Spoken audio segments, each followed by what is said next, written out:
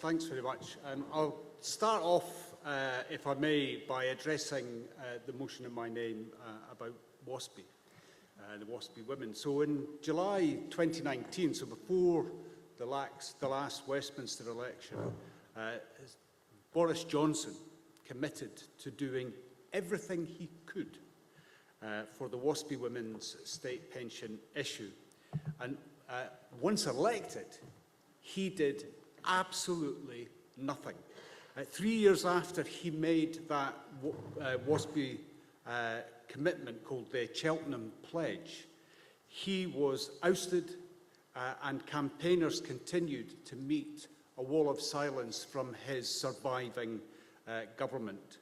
And during the 29 general election campaign, the UK Labour Party said that the country owed a moral debt to Waspi women and promised them an average payment of £15,380, with the hardest hit receiving up to £31,000. The APPG on this issue have said that they should get at least £10,000, but the Ombudsman, the decision maker and the advisor to government in this situation, have said that they should receive between £1,000 and £2,950. That's just another slap in the face for women who've been cheated out of their retirement. And recently, Rishi Sunak said that his government would give a considered response to the report from the Ombudsman, saying that Waspi women deserved the compensation, but he didn't promise any response or when it could be expected. And then recently, in a letter to the Waspi women from Penny Mordaunt, she said that the government isn't yet ready to make a proper statement. Well, while they prevaricate, a woman who was born in the 1950s dies every 13 minutes. And on Monday this week, I pressed the issue with the DWP Secretary, Mel Stride, that 70% of the public support financial compensation to the Waspi women because they recognise that they deserve it and they are entitled to it. And in the midst of his equivocation in response to my question, he said the following: "We are potentially looking at very large sums indeed.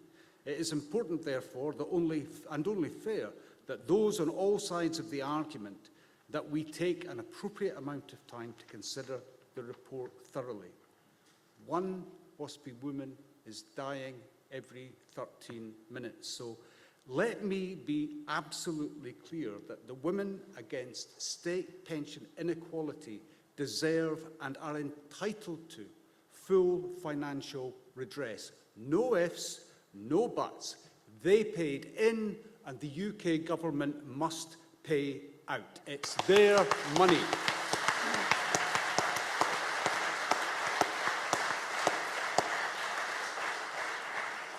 So I urge you to back the motion. I'm not sure, Chair, if we're doing that right now before I move on, or if we can do that at conclusion. But I want to now turn to Scotland's energy. Scotland is replete with energy. We know that. We know that there's oil, there's gas, there's renewable energy, much more than we could ever use ourselves. But it's not just a current burden. This is something that stretches back centuries, and no more so than here in Fife and on the Forth Estuary, because Grangemouth was chosen and situated as the first crude oil refinery in that location because of the shale mining experience in the Lothians and also the coal mining experience in Fife, because the skilled labour was required to service the refinery.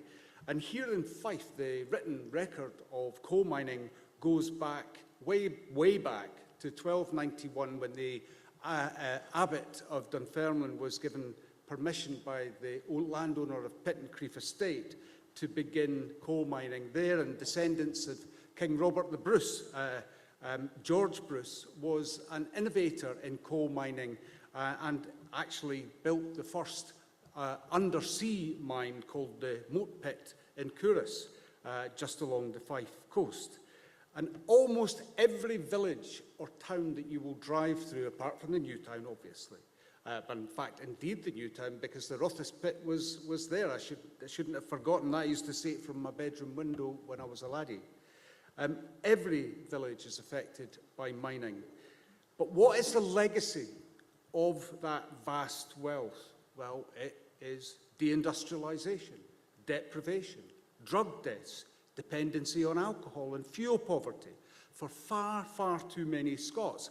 Grangemouth cannot be allowed to be another union nail in Scotland's energy coffin. No matter what anyone says, oil and gas extraction will continue for decades yet, and Scotland, at the very least, must retain our oil refinery, employment and skill development if there's to be any transition and further development. And in this constituency, a stone's throw from where we are today, is the Fife ethylene plant at Musmorran. And that plant is absolutely reliant on the skill sharing and recruitment opportunities that it depends on, the engineering expertise that is available from the workers at Grangemouth. So it's absolutely vital. And the work that Kenny McCaskill and Ash Regan have done alongside many other campaigners in the Alba party to save Grangemouth should be applauded, and I couldn't be more proud to work alongside Kenny on this issue.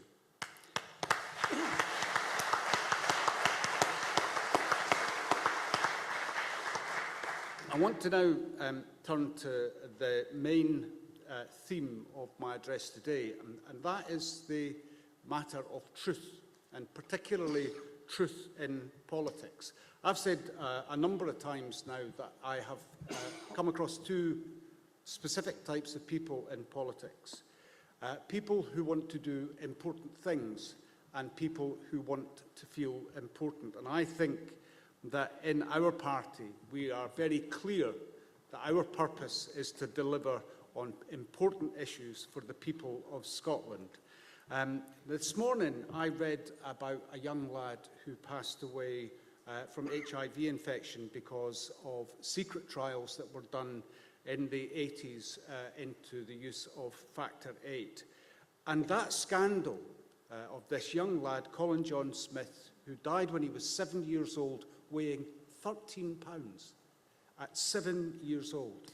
Well, that scandal now echoes down the decades, because the scandal at the heart of gender ideology, which was exposed by the WPATH files written by Mia Hughes and published in the Cass Review report by the former President of the Royal College of Paediatrics and Child Health, Dr. Hilary Cass, have illustrated very clearly the dangers that this ideology presents, particularly to young people. And there's a new study that's been published very recently, which I read today, and it undermines the central lie at this ideology. First, that anyone can be born in the wrong body. That is a lie. And secondly, that if you transition your child, you reduce the risk of suicide. This study looked into 90 million cases, and they have discovered that there is 12 times greater incidence of suicide in those who have been subjected to gender-affirming surgeries and treatments. So the report for Hilary Cass must be implemented. It's unarguable. This is about the loss of life in young people. We must do everything we can to pressure our politicians in Scotland and elsewhere to implement the Cass Review findings in full.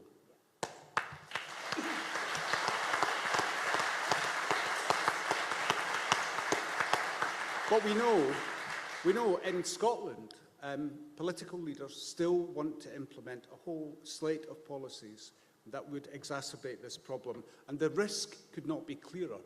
In particular, there's a policy that is given quite a benign sounding and positive sounding title, which is the Conversion Practices Ban legislation. But actually, the effect of that legislation is not a ban on conversion therapy.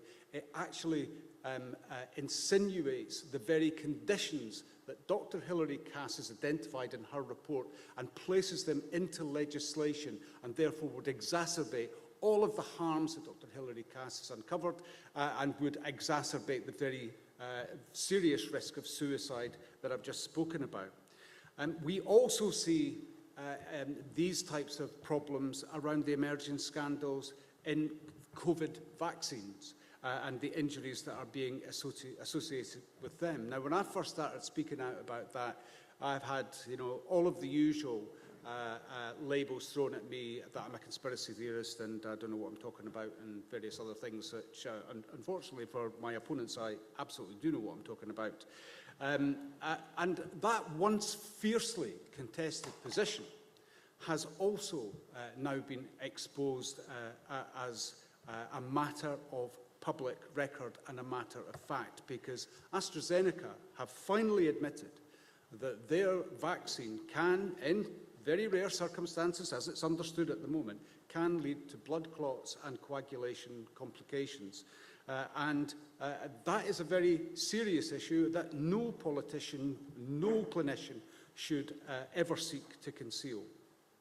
And when we talk about concealing a scandal, there's probably no greater an example in recent years than the Horizon scandal, where we are now getting a clear understanding that managers and senior staff in the post office colluded to conceal their knowledge that these people who are being prosecuted by that very organisation were actually innocent of all charges, and that there was a facility for Fujitsu to make amendments to their accounting details remotely.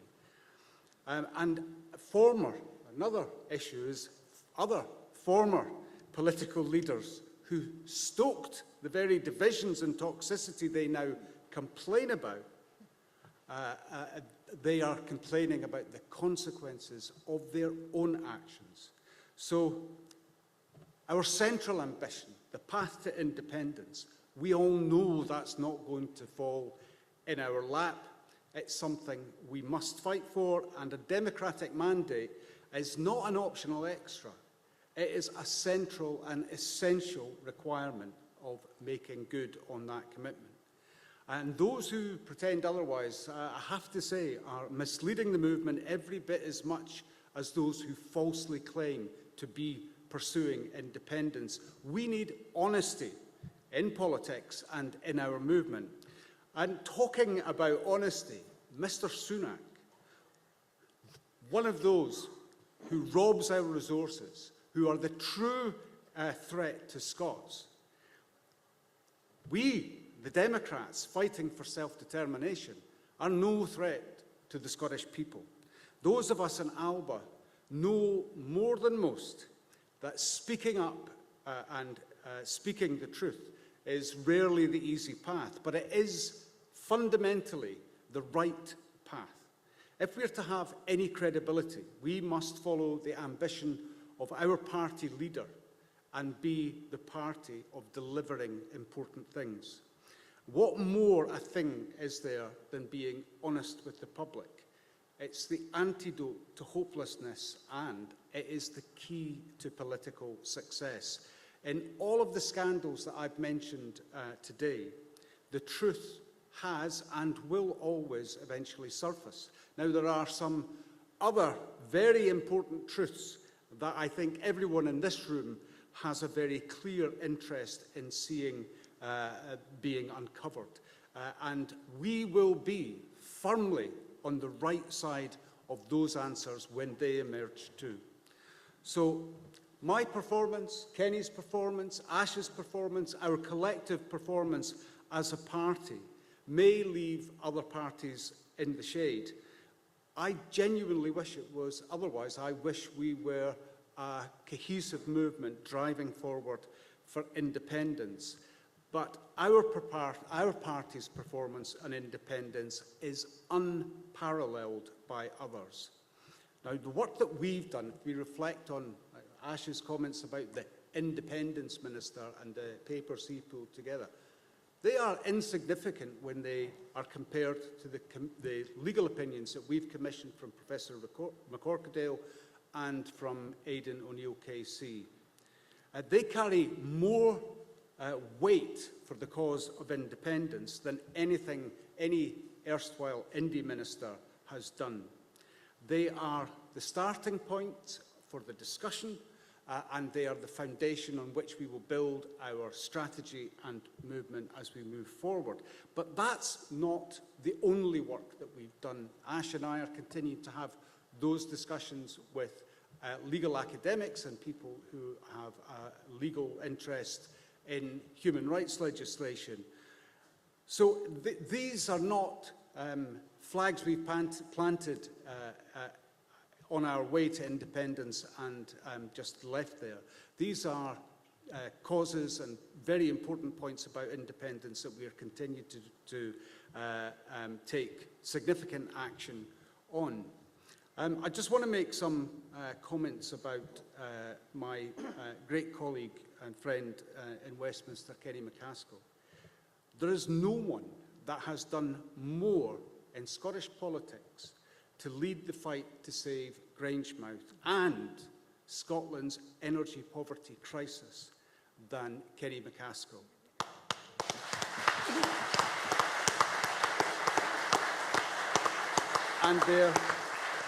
And equally, no one in Holyrood has done more than Ash Regan to speak up for the proper interests of the people of Scotland on women's rights, child health, and competence across government and our central ambition of independence. And collectively, it's Alba who stand firm against the march of queer theory and identity politics north and south of the borders.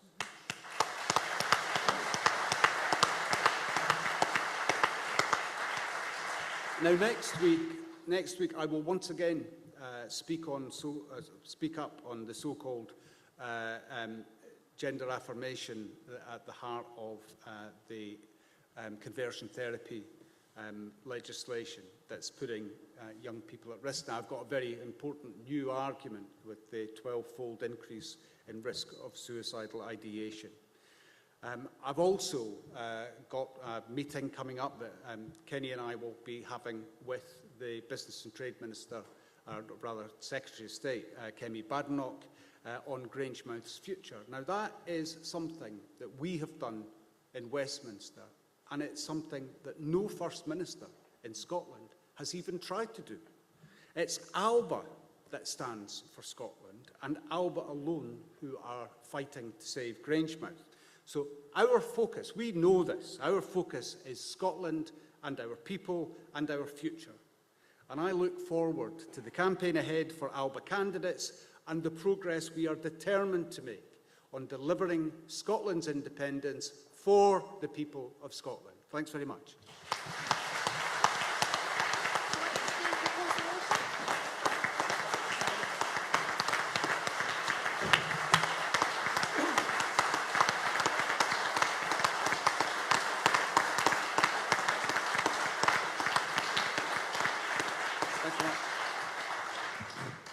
And I've asked Neale to